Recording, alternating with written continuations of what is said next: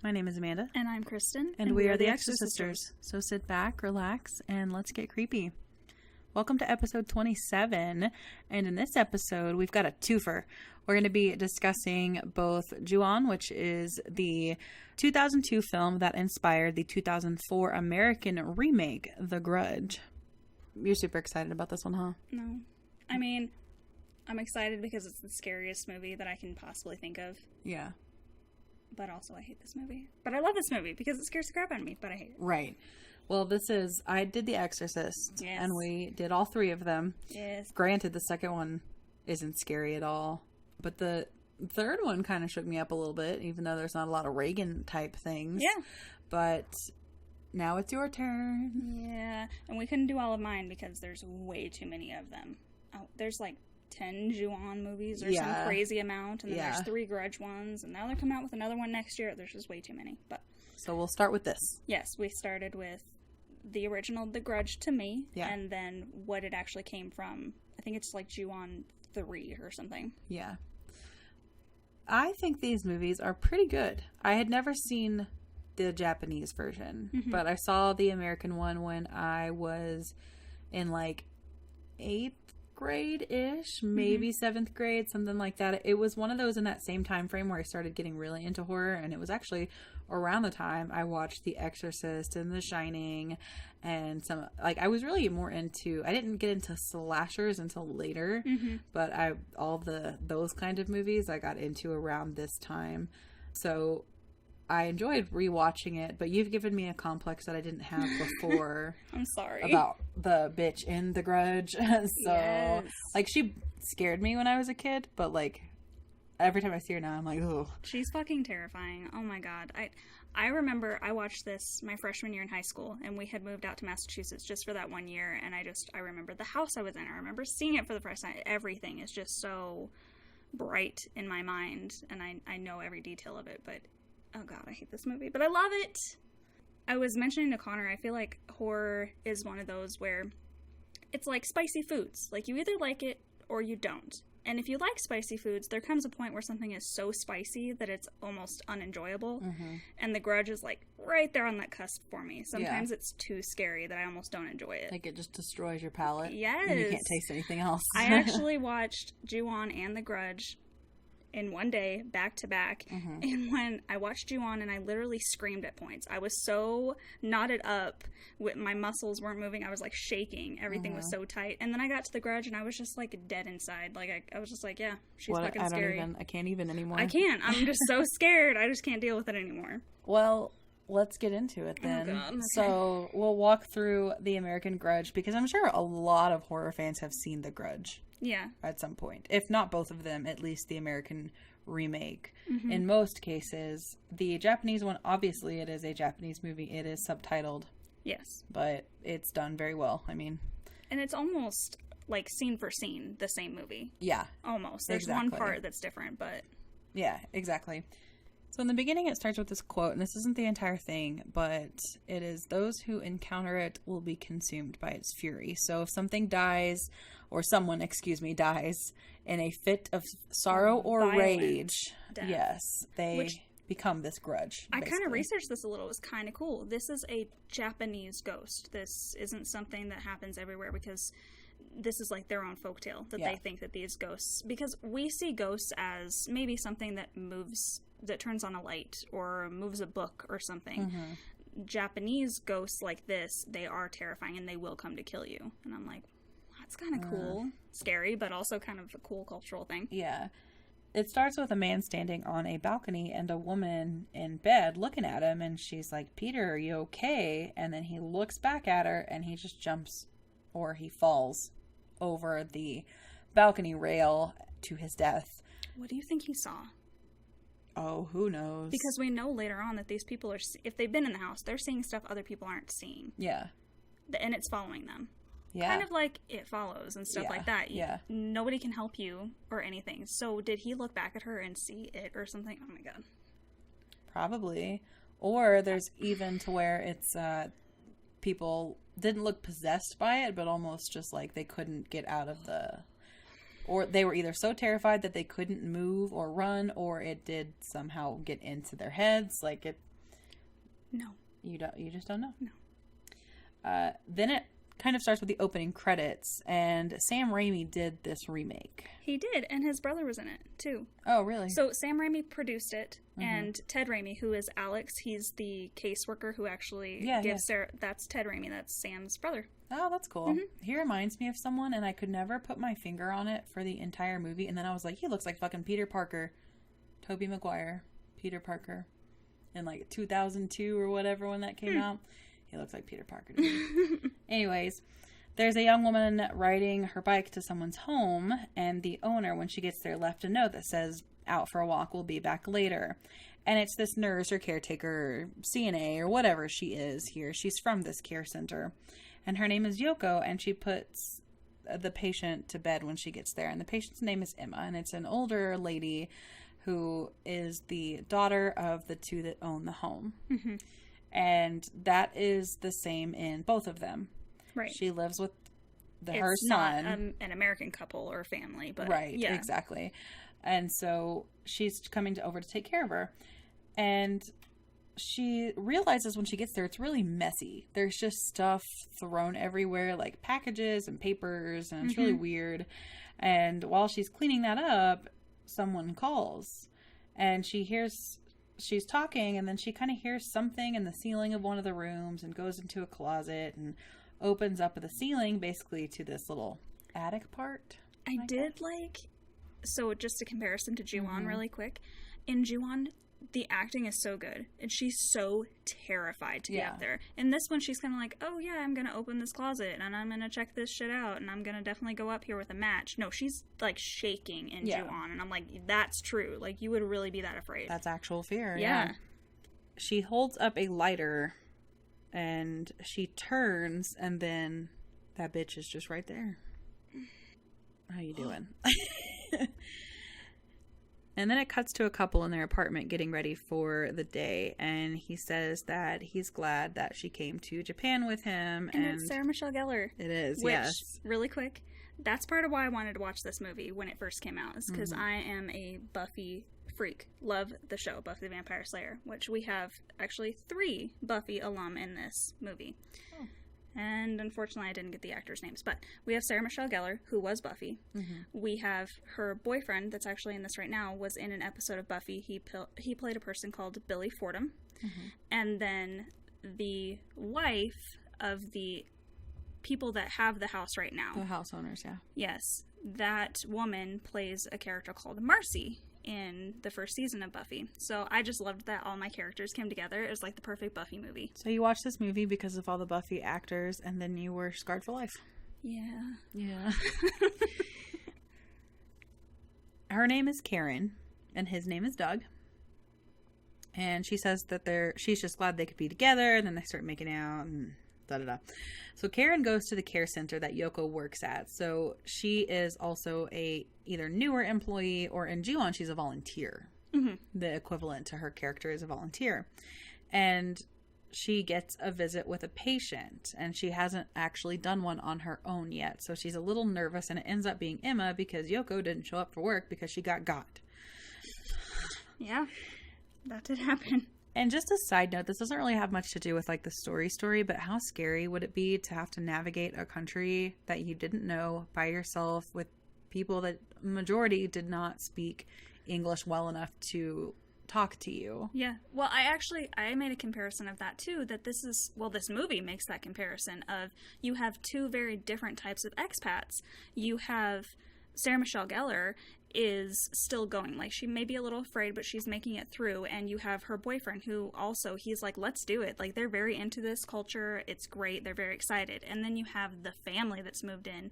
And while the husband is okay with it, the wife is, like, terrified. And she's like, can we go back to the States? I don't want to be here. I don't know what to do. I got lost. I don't know what to eat. Yeah. It's very different adventure styles. Yeah. Well, and the couple that bought the home, they ended up there because of his job. So she was just kind of, I mean, imagine, well, so did this couple, of college. Yeah, right. But it's kind of interesting to see the comparison of the women. And imagine, like, Connor getting a call saying, hey, we're going to give you a killer raise and a killer promotion, and you're going to be at the top but you have to go live in this city that's across the world Yeah. that doesn't speak English. I mean, that would be a cool adventure, but also how frustrating to need something or be lost and not be able to communicate that to somebody. That on its own Well, yeah. I think is scary. I have the travel bug, and I'd be so excited, but yeah, I'd still be terrified. Like Yeah. when she's going in the grocery store and she's like punching holes in the stuff to smell it to see if she thinks she can eat it. That Yeah. would. How else would you do it? Yeah. I mean, she buys it, so. Yeah. And when Karen gets to this house, it's trashed again in the entryway, and all of the doors in both, not all, but most of the doors in both the Japanese version and the American version are like frosted glass sliding doors. So you can't really see through them, but kind of like our logo, you can see like a silhouette, Yes. shapes, things like that. And so the patient or a person or someone is on the ground and their hand is just beating and clawing against the glass. And of course she's freaking out because she's on the floor and nobody's been tending to her. Yeah. Because the couple, I mean, is nowhere to be found. Yeah. And the caretaker is now nowhere to be found. And so this poor woman, who you assume is suffering some sort of dementia, Alzheimer's, has, peed the bed because she can't get up and take care of herself. And Karen tries to get Emma to talk to her, and the same thing in Ju-on, same situation. She's just sitting there. Nobody's been caring for her. She has also defecated and peed the bed. Like, it's just a sad situation because nobody's been there for this woman. And Karen puts her back to bed and starts cleaning up the stairs like Yoko was doing previously. And she walks into a room and sees a closet all taped up. That would be my first indication that'd be a big fuck off, and I would be like, absolutely, no problem.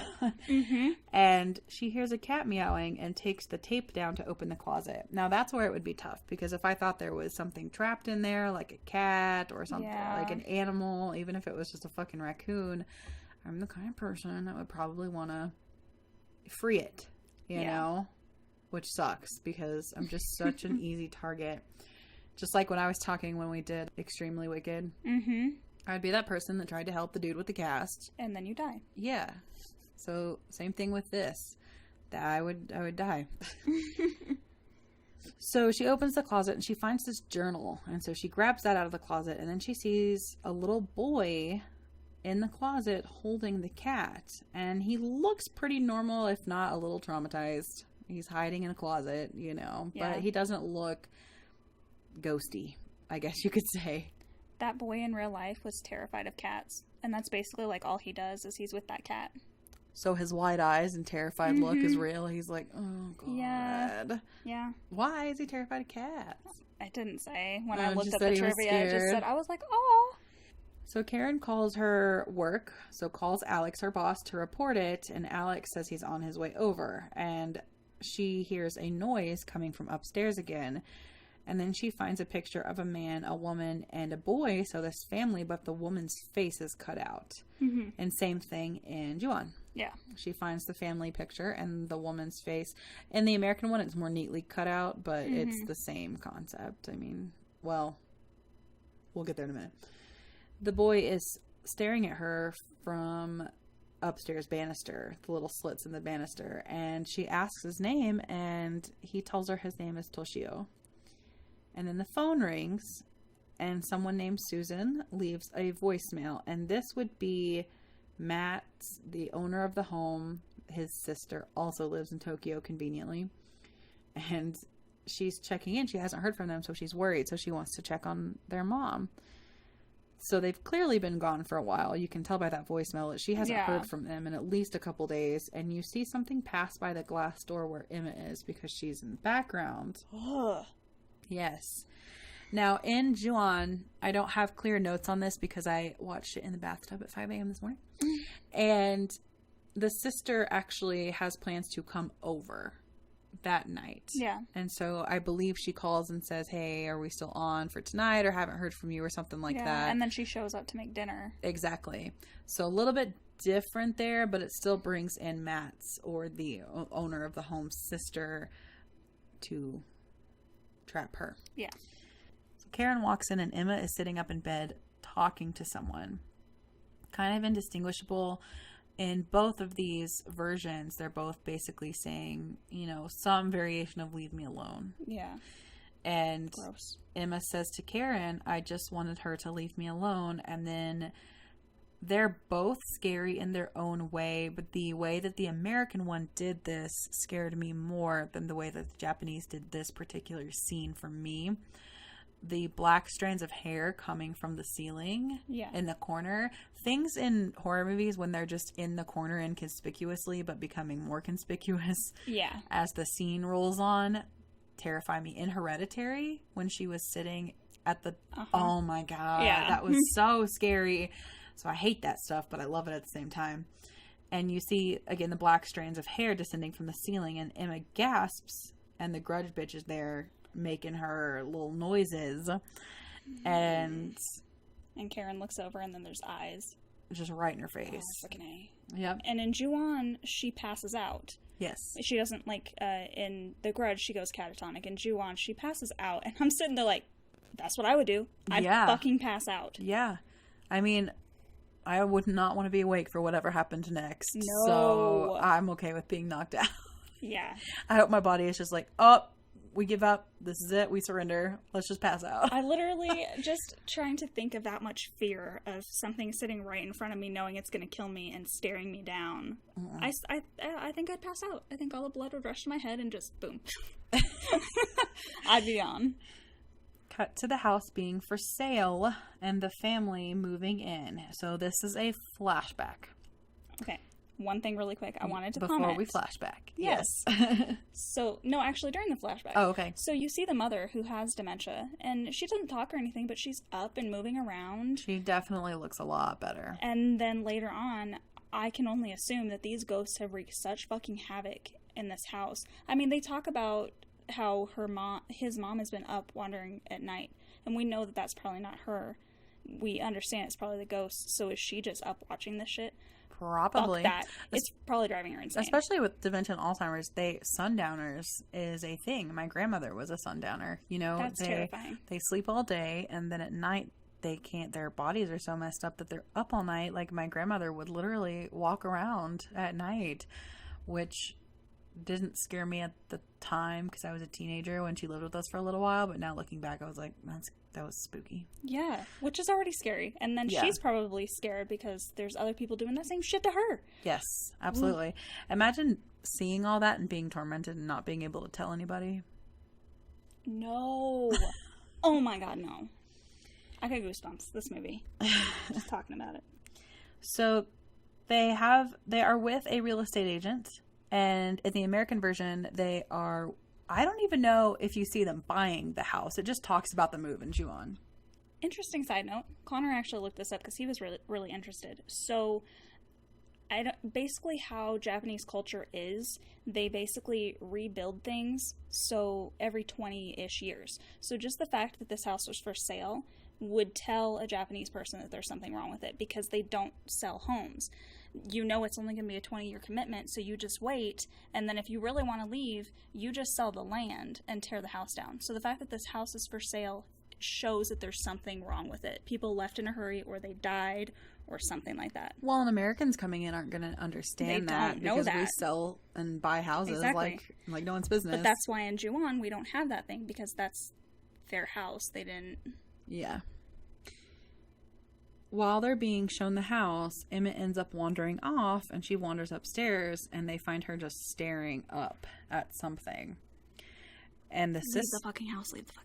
Yes. The sister ends up finding her in a bedroom, and, they're like, Mom, you okay? Da-da-da. I would be like, nope, no thank you. Yeah, I we're do done. not need this Bye. house. If my mother with dementia is just staring at something spooky and she looks terrified, she's probably seeing something that I'm not seeing. Exactly. Just like kids and animals. Exactly. They are, when either your brain is developing and it's more open that way, or on the flip side of that, it's breaking down. Mm-hmm. I feel like more channels are vulnerable to open up. Exactly. So I know that there's some sort of losing their mind, but also I don't know. I think I would take that as kind of a warning sign, but then maybe I would just be able to ignore it too. I don't know. The real estate agent walks into the bathroom while they're all upstairs and sees the tub full of black water and the drain cord is detached. So he puts his arm in to drain it, of course, and a child's hand grabs him and screams. And he kind of, he lurches back because he's scared. And he pulls out black hair, and it's actually in his hand. And then Matt comes in and immediately says, "We'll take it." And the realtor's like, "Thank fucking God I don't have to come to this house ever again. Y'all are gonna die. Peace." But at least, I think, well, really in both of them, if you go into that house, you fucked. Oh, that's true. We should real estate agent is gonna die. Oh, fuck. We need another movie. Maybe that's the new one. No, I know it's not. They're not tying them in, but... Are they just starting over with the new one? I don't know exactly what they're going to do. They said that they weren't tying them in. That's all I know. Okay. So, yes, real estate agents probably fucked too. That's true. They all fucked. So, cut to Jennifer, which is Matt's wife, the one that is very apprehensive about being in Japan at all. Cut to Jennifer and Matt talking about how Emma isn't sleeping at night, and Jen tells him she went for a walk yesterday and she got lost and couldn't find anyone that speaks English. I'd be so fucking scared. So this is when you get that conversation of she really does not want to be there and she's having a really rough time with the move. You can't even feel safe to leave your house, really. Yeah, there's nowhere to go. You're basically, this is going to sound very millennial of me, but especially nowadays, like, I have my smartphone at least, and there's map applications. Even if you're walking, it'll tell you what side streets to take. Back then, cell phones, they have them in the movie, both movies, but it's not like they're just little flip phones. It's not like you pull up a whole navigator on it, so it's not like she could just walk around and then have her phone bring her back. Exactly. Or nowadays we have those apps where you can say something into it and then it repeats it back in their language. Exactly. Yes. We have so much technology now that it would be so much easier, but no. That's so scary. Yeah, definitely.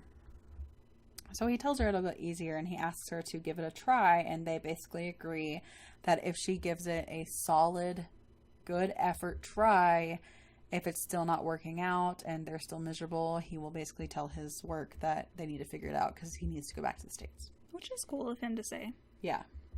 And then it cuts to her grocery shopping and she's not able to read any of the labels. And this is when she's basically taking ramen bowls and cups and poking holes in them with her finger to smell them to see what the flavors are. Yeah. Because she can't read the labels. And then it cuts to her laying on the couch. She's kind of in and out of sleep. So it just kind of paints this picture of depression for her. And she's probably lonely. And a wind chime has been going off this entire time, and then it ends pretty abruptly. Then all of a sudden, her soup and the water she was drinking are all over the floor. And so she thinks it's Emma, and she's like, "If you want something, all you have to do is tell me," which is also exactly what happened. And Emma's just sitting up, staring. So she watched whatever just happen. Yes. Like if the little boy was standing there staring at her sleeping or whatever, like Emma just saw that. Yep. Oh my God, that's scary. And then she sees footprints that don't belong to Emma walking towards the stairs. And she sees the cat at the bottom of the staircase. And she hears someone and yells, "Who's there?" And she keeps walking up the stairs. And she sees the hands. Yes. I was about to say... she thinks she's alone. Yeah. And she sees someone's legs run across. And then in Juan, the hands grab the cat. And she walks upstairs to the bedroom and the door slams. And then she screams in Juan, right? Ooh. And then when the husband gets home in both of these, there's shit everywhere. Papers, wrappers. Emma is sitting up in bed, or both mothers are in both of these versions, are sitting straight up in bed, and he's asking where his wife is, and of course she's terrified and not able to answer him. So he walks upstairs into a bedroom, and both wives, but we're talking about Jennifer specifically, is wheezing in bed and making these weird noises, and is just laying there. And he asks her what's wrong, and she tries to croak out she's like starting to sound like the Grudge. And he's like, what are you trying to say? What are you trying to tell me? And then a little boy pops up from the side of the bed and opens his mouth, and there's this kind of scream, and then the cat screams. Oh my God. And in Juon, he's like looking elsewhere, and the boy's walking behind him, and you're like, yes. Oh God. It's a little bit longer of a scene in Juon because there's a little bit more build up to it. I don't know which one's scarier. These both just scare the fuck out of me. Both of them. Yes. Equally. Yes. And even though they're like matched scene for scene, the deaths are a little different. And the ghost is a little different. It's just scarier. Or they're both scary. I don't know. Jennifer sits straight up in bed, makes the spooky noise, and then falls back down dead. So the husband is freaking out, and he backs up against the closet, and the boy's face looks down on him, and it cuts to black. And that's awful. Imagine that being the last thing that you see. No. You're not gonna? No, okay. I don't want to. Okay. I have imagined that many times in nightmares, and I fucking hate it. So Alex shows up at the house and kneels down to find Emma dead and Karen cowering in the corner, shaking and speechless. Just staring up at the ceiling. Yep, right where the hair fell down. I think I would pass out and then wake up doing that. Yep. Cops show up and they talk to Alex, and they say Karen is very shaken up and being taken to the hospital. They show Alex the pictures of Matthew and Jen, and they ask Alex when the last time he saw them was. And he says it was when they came to the care center to get Emma set up with care. So he hasn't talked to them or had really interaction with them. Yoko is the one that has been interacting with this family. They said that Matthew didn't show up for work, and they want to talk more the next day. And then Alex tells them that Karen's just the sub because Yoko is also missing from work, but he saw her bike outside the house when he got there. So the cops listen to the message from Susan, Matt's sister, and then they make a plan to reach out to her. So let's backtrack a little bit to Ju-on. Instead of just calling, the sister comes over to make dinner. Yeah. And what I like about Ju-on is it ties in. So we know the story of this family, which we're going to get into here in a minute, but the husband killed the wife and the child and the cat. Yep. And in Ju-on... And then himself. Right. In Ju-on, it gives his story a little bit more screen time. And so the husband, after his wife dies in Ju-on, doesn't immediately get taken. Right. He is sitting at the bottom of the staircase, just being real freaky and looking. He's having some of the same mannerisms and making the same sound that when we flash back to the husband that killed his wife made as well. So it's almost like the husband is possessing him right now. But he basically tells his sister, you need to get out, you need to get out, you have to leave. And he forces her out the door. And that's where the sister comes into it in Ju-on. And then he kills himself. Yeah, I heard it. The cop realizes after they hear the message that the phone is off the hook. So when we had landlines and they were portable phones, so they weren't the ones corded to the wall, a lot of them had paging features to where so you could hit find it if you lost it. Exactly. And he realizes the phone's off the hook, and he does just that. And they follow the noise to an upstairs bedroom closet, and they find it on the floor of that closet, and then they find black hair. And they look up, and there's a crawl space into what looks like an attic space.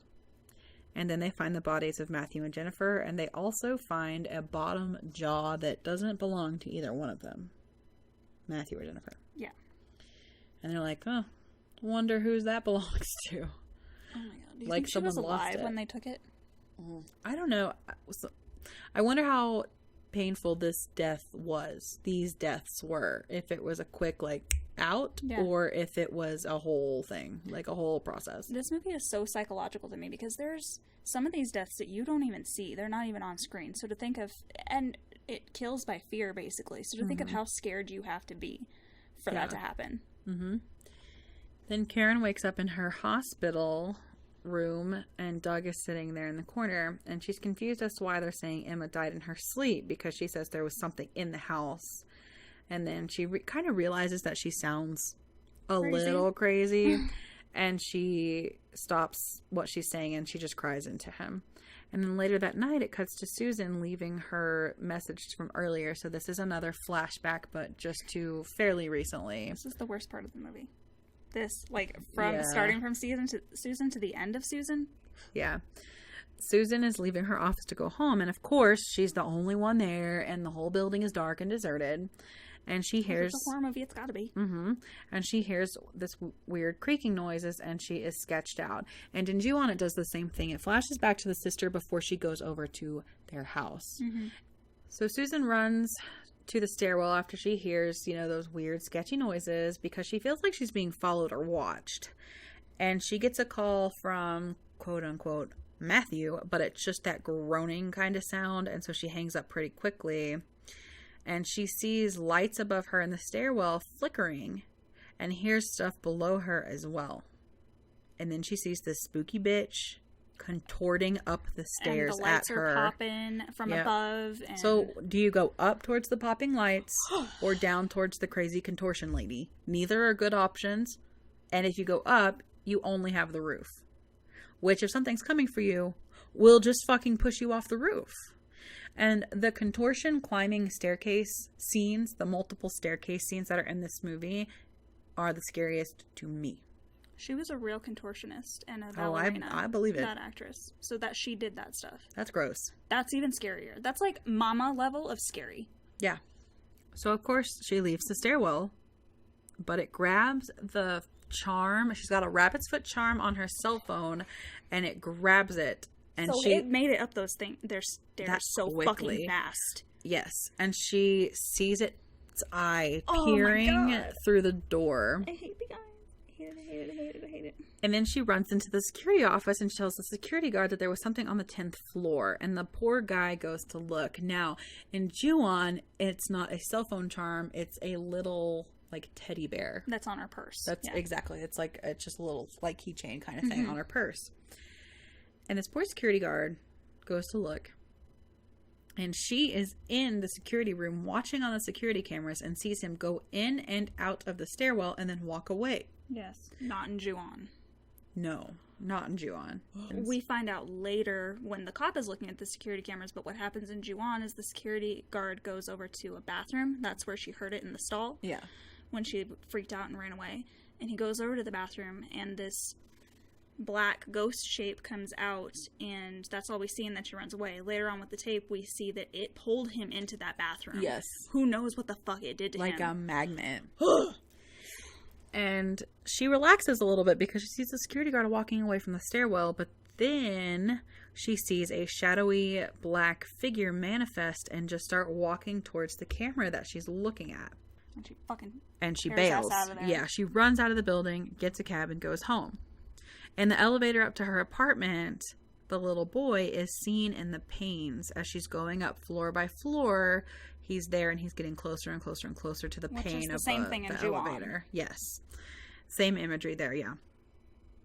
She gets home and she's on her couch freaking out. She's basically shaking. In both of these, she's terrified. Both of these versions. Dude. There's no beating around the bush. There's no like, okay, it's fine. You're just seeing things. Chill out. No, they know that they saw something and they are terrified. And she gets a call. And it's Matthew. But it ain't Matthew. And he says, "Hey, I'm downstairs. What number are you?" And she tells him the apartment number. And she's like, "Okay, I'll buzz you in." And this happens in both. We're still lining up here. And her doorbell rings immediately. Like, in Ju-on, she's not really scared. She just, like, heads on over. In The Grudge, you can tell she's fucking scared. She said she's on, like, the 13th floor or something. There's no way. Yeah. You're with her through the entire elevator ride. How did it get there that fast? And in The Grudge, in the American version, she realizes that that's... But she looks through the peephole and it is Matthew. Yeah. She's like, she thinks he's messing with her. So she still has the phone in her hand and she goes outside of her apartment door and she starts hearing the groaning. But when she drops her...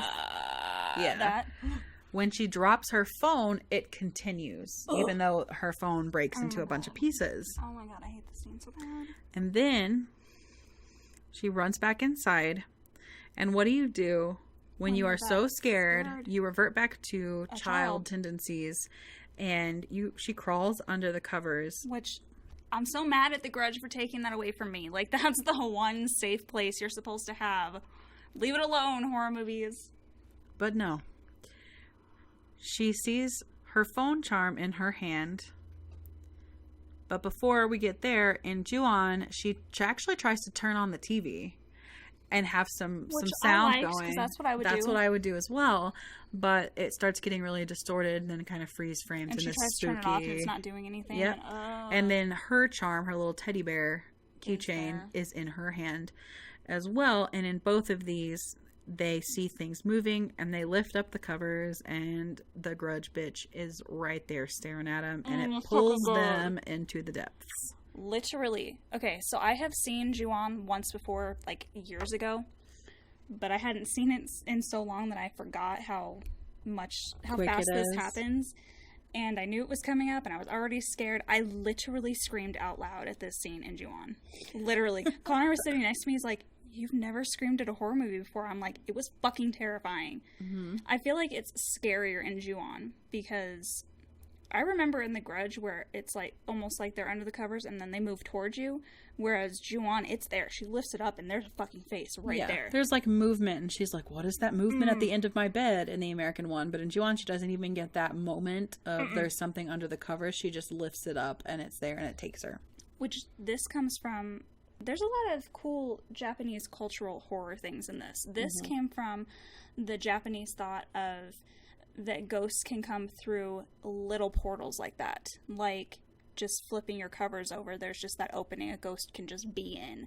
Oh, that's... Or little cracks in a wall. That's more terrifying to me than any of this imagery. Thank you, right? So they're just like, oh yeah, that can happen. Instead of like a seance in Japan, you lift the covers up in a weird way. They're like, "Hello, thank you for allowing me into your bed." Fuck that. And then it cuts to Karen in the hospital, and the detective is talking to her, and the detective says they have not found the boy or the journal that she says she found. Karen says the journal belonged to a woman, and she could tell because the handwriting was feminine, and when she tells him the boy's name was Toshio, the detective is shook. He shows her a picture of the family, and she says that's the boy, and he looks extra shook. And she says she felt something was wrong the whole time she was in the house, and she asks what happened there.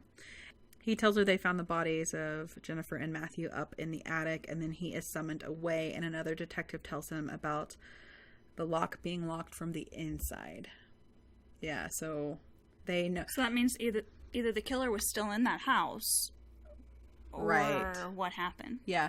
One thing I really like about both of these movies, and this may be a cultural thing, or maybe they just bought into it because weird stuff had been already happening around this home, but there's no calling Karen crazy or immediately thinking that she's insane, because they immediately are just like, "Oh shit, we've got a problem. This house is haunted. Yeah. It's fucking shit up." Nobody ever calls her crazy.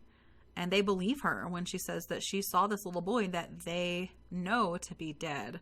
And so I really like that there's not that stereotypical in horror movies, well, you're crazy and you're just shocked from seeing someone die. Just a thought, just because I know this about Japanese culture, I wonder if it's because the worst thing you can ever do to somebody in Japanese culture is embarrass them. And if they act like she's crazy, they're embarrassing her. That's true. But let's say that was true. Quickly, they realized that this is fucked. Yeah. And so the other detective tells him about the lock being locked from the inside, like we just said. And the detective says they were the first family to live there since the discovery 3 years earlier. And then Karen leaves the hospital and goes to her boyfriend's work. And he leaves because she says she doesn't want to be alone. And they're on a bus and he asks her to tell him what's wrong. And she says she saw something in the house. She says there was something there with them. And then she hears this noise and she sees her in the window. This one got me. I did jump a little on this window scene because I totally forgot about it. In theaters, I still remember seeing this in theaters and I was so scared the whole time. And I was like, it's going to be fine, it's going to be fine, it's going to be fine. And I hadn't, because I had kept closing my eyes, so I hadn't really seen it. I didn't know this was coming up because my mom had basically walked me through scene by scene and she didn't tell me about this one.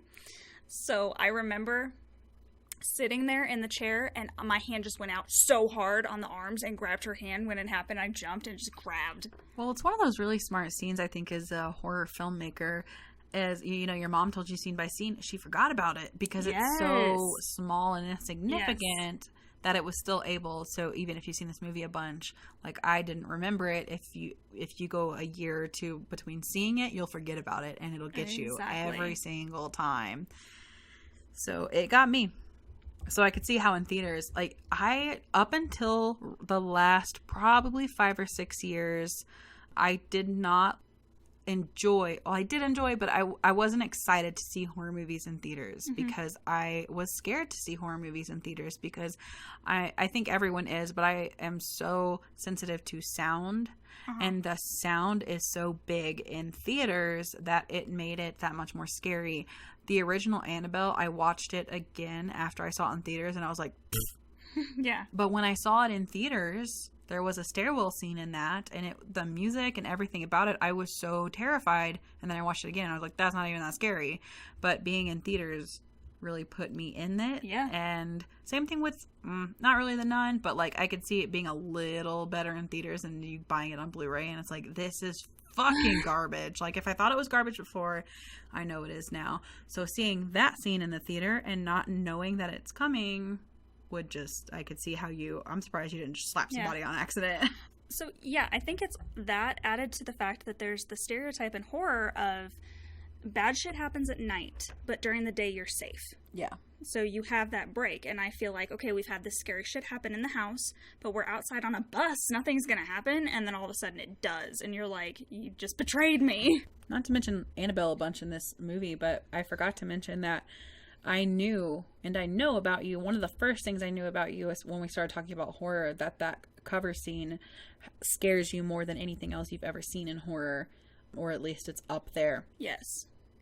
And we went and saw Pet Sematary, and the Annabelle Creation trailer is Just out. The fucking trailer. I'm so scared. And this is the first time that I have seen that done, because in the trailer, you'll probably find, because they probably showed all the worst stuff in the trailer and ruined it. I know. But hopefully they didn't. But she lifts up the covers, and Annabelle the doll is under the covers, and I just looked at you and I was like, oh shit. Because you were great. You were like, don't look. Because I have not, to my knowledge and to my memory, and I could be wrong, I have not seen this done since The Grudge. Yeah, right? People don't use this, and I'm kind of proud of that. Yeah. And now.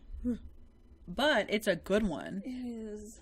But I'm glad it hasn't been abused. the thing is, though, I know you kind of watched it through your fingers, if you did watch it at all. Oh, I didn't watch it at all. Okay, well. Literally, I saw her under the covers, and it yanked her, and I was like, I'm done.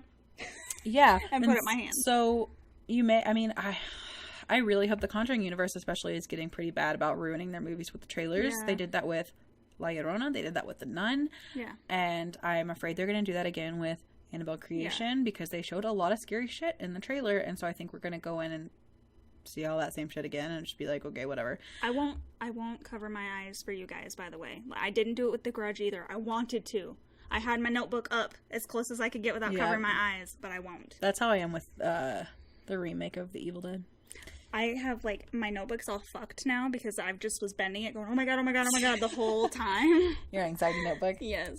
But another point I was going to make, this is what reminded me of it, because I was going to say Annabelle, the second Annabelle. My bad. Annabelle Creation's the second one. The new one Comes Home, I think, or something. Yeah, but like I that. meant the second one. Anyways, doesn't matter. Moving on. The second Annabelle, which is actually Annabelle Creation, they did the daylight thing when she goes into the shed, and that actually got me. Exactly. Yeah, so I like when they do daylight things because you don't expect it, and I think it can be scarier. Yeah, you're not anticipating. Right. You're not preparing yourself to be scared, and then we're going to be okay. Right. The actress Rika in Ju-on, I'm probably saying that wrong, but she was actually in Shudder also. I was sitting there the whole time like, I fucking recognize her. She looks so familiar. And she was the girlfriend that he killed in Shudder. Good repertoire there. Cut to poor Karen in the shower. And you know some shit's gonna happen because she's just having like a tranquil shower and she can't have a tranquil shower. And she's washing her hair. And then there's a fucking hand grabbing her scalp. Yes. And she freaks out. Of course, yeah. Which I love because just like we talked about Under the Covers was something that we don't see. It was basically brand new with The Grudge, and then other people are using it decades later. Well, same thing with that. Like, we saw the scary shower scene in Psycho, and then nobody used it again until this. Unless you count the Vince Vaughn Psycho remake. Nobody counts that. But it's kind of cool that somebody took something like... It took them so long to go, yeah, we're going to use that again. Yeah. And it was fucking scary. They always used the shower curtain being whipped back quickly and nothing being there and then it being behind them, but the actual shower. Exactly. And then it cuts to Alex, which was Karen's boss, leaving his office late at night. And of course, he's alone and there are no lights on because there are never any lights on. Ever, right? And hey, at least when it was the husband and wife that died, he tried to turn on the light. That's true. He did. And he sees a bloody Yoko walking down the stairs. So he just came down a flight of stairs. And then there's another flight of stairs that goes down after that. And she's walking down that one. And she's like, she sounds squishy. Yeah. Yeah. Lots of blood and ugh. And he says, "What happened, Yoko?" And Yoko looks up slowly and turns around and he sees her bottom jaw is gone and he screams and her tongue slides out of her mouth. Ugh. So now we know what the jaw is from. It's from poor Yoko. She big dead. Where's her body? Mm-hmm. Ew. It's walking around Ew. her office. And then it cuts to Karen and she's at home researching what happened to Toshio's family. Really quick. Yeah. There's no way they brought all that shit over. They were a couple of college students going abroad. Do you see how many books they have? They have like stacks upon stacks underneath a shelf. Maybe they went when they got there. And like, yeah, that's there's a no really way they tiny shipped place. that shit over. No. They just got there, so it's not like they bought all that shit either. Yes, this is a furnished apartment that comes with a dartboard and all our books. Right? Exactly. In English. And Karen is at home researching the family and she finds an article about a man killing his wife and child and a separate article about an American professor throwing himself off a building, basically on the same front page. And then it cuts to the head detective watching security footage from Susan's work. So that same hallway, you know, all that. Yeah. Now, in the original Japanese version, they actually find a detective that worked on the original murder case 5 years earlier. This is where it starts diverting a little bit. A little bit, yeah. Because in Ju-on, they go and they seek help from this guy that was investigating this original case, and they say that every family that has lived there, because in the Japanese one, they do this too, has died or ended up missing. Right. Which somebody needs to just knock down the fucking house. Exactly. Or is it the land? We don't know. And in the American one, the detective is watching the video and he sees the same thing that Susan saw and the same distortion and the same apparition, and it gets closer and closer to the camera and he's getting scared. I love it as he's watching it and getting scared. He's like looking around because once again, that's something you would do. You'd be like, what's back there? Absolutely. And it just gets real black and then the whole screen is black that you're watching and then these eyes just open. And then you can hear her saying, Peter, Peter, Peter. Yes. And he looks behind him and he's all spooked. And in the Japanese version, they bring in this outside detective that has quit the force basically over this case. And he basically eventually at first tells him to leave him alone, but then he goes in to look at this footage and it happens to him. Yes. And that's his turning point where he decides that he needs to go and burn down the house. Yeah. What's happened to this guy in the last 5 years for him to immediately be like, oh, no, that's it. I'm burning it down. Exactly. Karen goes out while Doug is still sleeping, and Karen goes to Peter's house, who was the professor that we saw in the beginning, fell off the balcony. Which this is not in Ju-on. No. This whole professor thing. Right. It has to be Americanized somehow. Yeah. I also thought it was weird that this lady comes over to your house to talk about your dead husband that you don't know, and you just immediately bust out all the photos you've ever taken together. Also, why is she dressed like that? Is she going out to a party? What the? It doesn't give you any context. Maybe it was some sort of deleted scene. She's like in this red tight dress and all this red lips and curly hair. Fancy looking outfit. Where the fuck is she? She's got to go find a new man. Right? She's like, I can't afford the rent by myself. Yeah. And she goes through the photos of them and she notices the same woman in the background of all their photos together is just staring at them. Which is so creepy in like a real life way. This woman stalker. is just stalking you and you have no idea. She's literally in every single picture they've ever taken. Yep. Oh my fucking God. And she picks up on that really quick. Mm-hmm. And I don't know if I necessarily would because I'm not looking at the faces in the background. Exactly. And background people just are background people. Exactly. You're just they're looking not at you and your distinguishable. loved one. Yeah, exactly. You're not looking at all these other people at a zoo. Yeah. And then it cuts to Peter when he's alive. So this is a flashback and he's at work. And a coworker says, another one, huh? And he gives him something and he says, yeah, I don't know who she is. I guess she used to be in one of my classes. And it's like a letter to him. And so he follows the return address on it and goes to the house. And he sees the little boy. He's like looking in a window and the little boy like falls away from the window and he goes in to help him. So it lured him in that way. And he's like fucked up. He's got cuts on his face and stuff. Yeah. And he finds him slumped next to the full bathtub. And he carries him to the sofa and asks if he's alone and where his parents are. And of course, he doesn't talk. Peter finds a ripped up family photo with, of course, the woman's face cut out of it. And Peter looks out the window, and behind him, the boy's mouth opens and makes a cat screaming noise. No. No. That was the most terrifying scene for my mom. Was that one really? Right there. Mm-hmm. What did she say? Why? I don't know. I guess just unnerving of this little boy. You think he's fine, and then all of a sudden you realize he's actually already dead at this point, and this is a ghost who's getting ready to kill this dude. That's true. And then it cuts to Karen walking up to the roof to meet with the detective. So this is the roof of the precinct, you would assume. Karen says she made the connection that Peter committed suicide the morning after the mysterious woman's death. He says 3 years ago, three of his friends were investigating the case, and 2 died mysteriously and 1 disappeared. Karen says they've both been in that house, and he says it's legend that if someone dies in sorrow or rage, the emotion stains a place and kills everything it touches. He says it will never let them go, and he basically just says he's sorry. So he has resigned himself to this fate. Right. He knows that it is going to come for him, and he knows that it is going to kill him. Well, he has already been in it years ago. Yeah. So he's probably been experiencing things either way, which is probably why he believed her. Yeah, right away. He's like, shit. So it's not just me. Now, in the Japanese version, little diversion here, there are these schoolgirls. Yes, which they turned the schoolgirl thing into the Grudge 2. Right. The American Grudge 2, yeah. Mm-hmm. And we now have a podcat in the lap that is purring. So if now you get weird background noise, it is a purring kitten. Actual kitten too, little baby black kitty. Anyways, so the schoolgirls are in this home, and the detective that wants to burn, the ex-detective, I should say, that wants to burn the house down, goes over there to burn it down, and there are these schoolgirls in the house, and they see him, so he's not going to burn a house down now that he's just been busted. Right. They're, like, hanging out in there because they heard a legend that there was a haunted house, and they wanted to go see it. And basically, there are 4 girls, and 3 of them get got.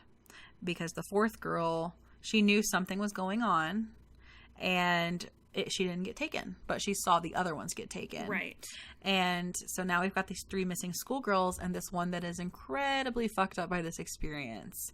And her friends go over to her house and check on her, and she's newspapering up the windows. She knows that it's coming for her and all of that. So, and it does. Yeah. It gets her. Yeah. But in this one, the detective still decides that he's going to burn the place down, but he is not interrupted by anyone being there. He goes at night, and... Okay, but he is interrupted, and I just want to comment. Right, but... I don't fucking get... You know what's going on. You know these ghosts are fucking with you. Why the fuck... Why are you playing into their game? You know that what's happening in the bathtub is probably just these ghosts. And then he goes to save this kid and everything? What the fuck are you fucking doing? Yeah, just burn it down. And also, I think that going to burn a house down that is a haunted house, it's not going to let you.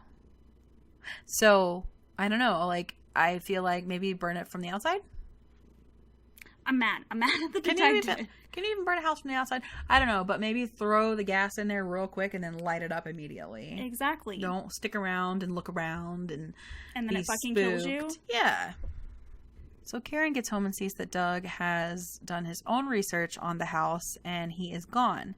And she listens to a voicemail and Doug says in the voicemail that Alex and Yoko are dead. And he asks if she went to that house and that he's going to find her. So Karen panics because she knows that Doug is on his way to that house. That is killing all these people. Yep. Yeah. And Doug ends up at the house and he walks in and Karen is not there yet. And he calls home again and a door opens behind him.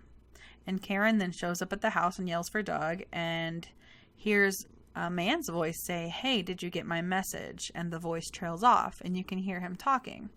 And Karen walks upstairs and it changes their dimension or realities. Yeah, the ghosts are starting to cross planes. And they're showing them cool. what happened to them.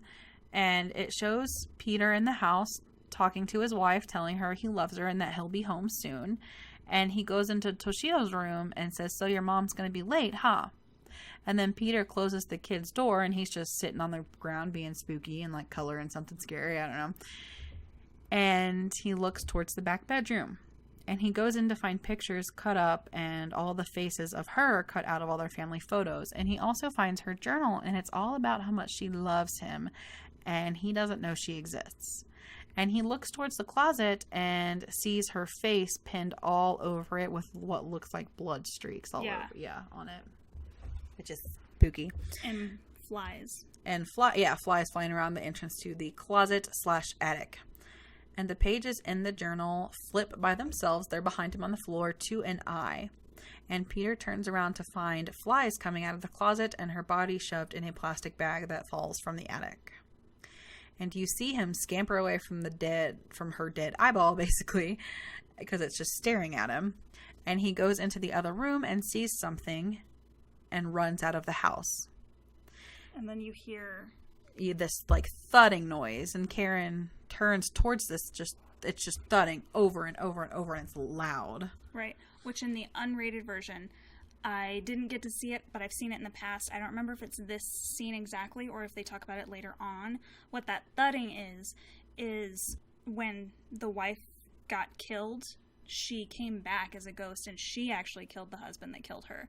She ripped his jaw off, strangled him with her hair, and hung him up, and that's Toshio pushing his body.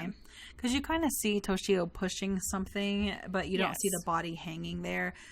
So you assume he killed himself, hung himself, and Toshio is playing with his dead body, basically. But they didn't want a huge rating on this, so that was the unrated version. Because this is 13, right? Yeah.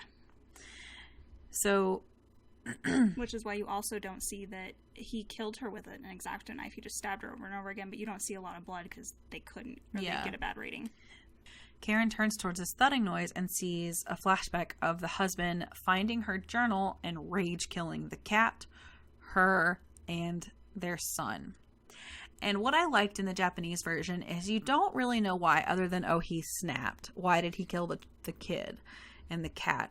So in the Japanese version, same thing. He basically, there's not like a journal or any. Well, there's not like this person. There's not a Peter. You don't really know. He literally just says a little snippet of she cheated on me or something. Yeah, and he also says the boy is not mine, which is why he killed the child, because he didn't believe that it was actually his child. So that gives you a little bit more context. Either way, though, I mean, we just saw Curse of La Llorona, and the Weeping Woman is a thing, and cheating spouses kill their kids sometimes, so.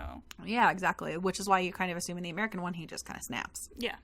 And then it fades back to night, and the Grudge lady is walking near her, and you see her in the mirror, and then while she's looking in the mirror, Doug grabs her foot, and he has been fucked up. He is not really talking very well. He has been affected by this. It was only a matter, it was going to be quick once he got into the house, and it was. And bitch starts crawling, contortioning down the stairs out of the bag that she was shoved into, and it's all crackly and nasty and popping. Covers, this is the worst. Yeah, I totally agree. And she's coming at them quickly, too. Dude. So fast. And she crawls up Doug, who's in Karen's lap, while Karen is next to Karen. I do want to mention, though, it is kind of cool, because when they show you how he killed everybody, you realize why these sounds are being made. You realize why she's crawling. Like, he has fucked her up, and she's trying to crawl down the stairs away from him. He, like, strangles her, and she can't make any sounds. That's why she makes the sound, because she's trying. Yeah. So that's kind of cool. And it's crawling up Doug, and it basically takes him. And Karen just watches as it kills him because she's so stunned she can't really do anything. And the boy is just watching from the banister. And then the house starts kind of shaking. She grabs Doug's lighter as she holds him. Because she, like, chilled out for a minute. So she was able to, like, go to Doug's body and grab his lighter out of his pocket. And she's going to light that bitch up. And, of course, Doug's in her lap, and she's crying over him, and then Doug's eyes just snap open, and it ain't Doug. And she's, like, right in front of her face. And she basically succumbs, but she knocks a gas can over and lights it up first. And then Buffy. Yes. And then it cuts to a detective looking under the sheet at a body. They say male, 20s. And then they are in like a morgue or a hospital. And when they're looking at him, Karen comes in and she's all fucked up and scuttling, and you know, she's alive though. And you hear them say they were able to save the house. Let the house fucking go. Yeah.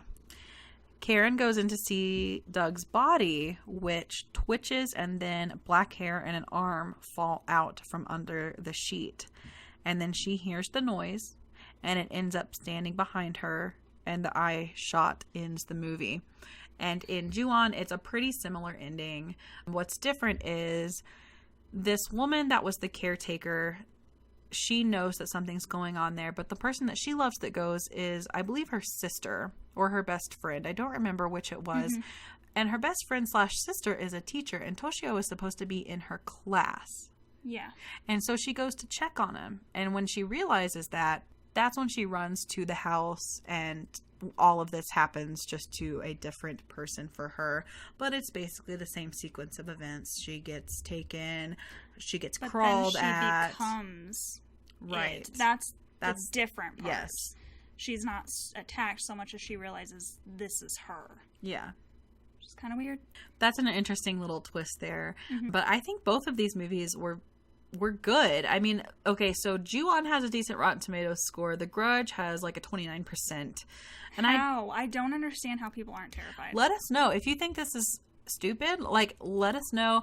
It doesn't scare me as much as it scares you, but The Exorcist doesn't scare you as much as it scares me. That's just our thing. But I still think it's scary. Like, The Exorcist is still scary. Right, and I think The Grudge is scary. So I don't get how people don't. Yeah.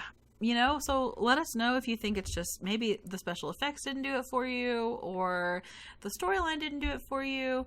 I don't know. I mean, it was early 2000s, and I think that it comes off as early 2000s, but not necessarily. I think the remake will follow a lot of the same patterns and special effects, and it'll look probably pretty similar. So I don't really know what. I mean, I'm not being overly critical of it, but I mean, it's entertaining. There weren't a ton of plot holes to ruin the movie, and it just was I think, a pretty good scary movie. Like, it's a good horror movie, and it's something that I will probably watch with you around Halloween every year, unless we're too bogged down by whatever we're doing for the podcast. But I'm glad we got to do this, because this is the one you literally have been looking, and as the weeks are getting closer and closer and closer, you've been like, oh God. It's coming up, The Grudge. Yeah. Before filming this movie, The Grudge, I don't know about Ju-on, but before filming The Grudge, the cast and crew actually went through a special ceremony to bless the set so that bad things didn't happen to the cast and crew. Which is smart, because there are so many cursed movies nowadays. I love that they did that, and the cast and crew were like, damn straight, there's so many horror movies that are cursed, we're not going through it, we're not dealing with it. I would sage it every single day, when you get there, when you leave. Exactly. Say thank you to the spirits, we're not trying to be disrespectful, and bail. I mean, I really enjoy this movie. I enjoy watching it. I'd probably give it, if I'm going to be real specific, like a 3.8, but for, rounding out purposes, I'd give it a 4. Yeah.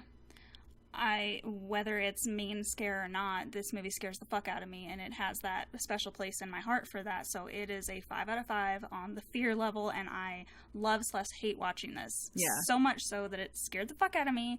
And I watched Butter's Bottom Bitch from South Park afterwards. You have to. Yes. You can't just go to sleep. No. You had to have Connor there, and you're going to have him there when you edit this episode, too. I will. Oh, my God. Oh, God. Yeah. It's going to be bad. So you're going to have to rehash it. It's going to be so bad. You're traumatized all over again. So thank you for joining us for this special episode, because this is Kristin's scariest movie of all time. Thank you, guys.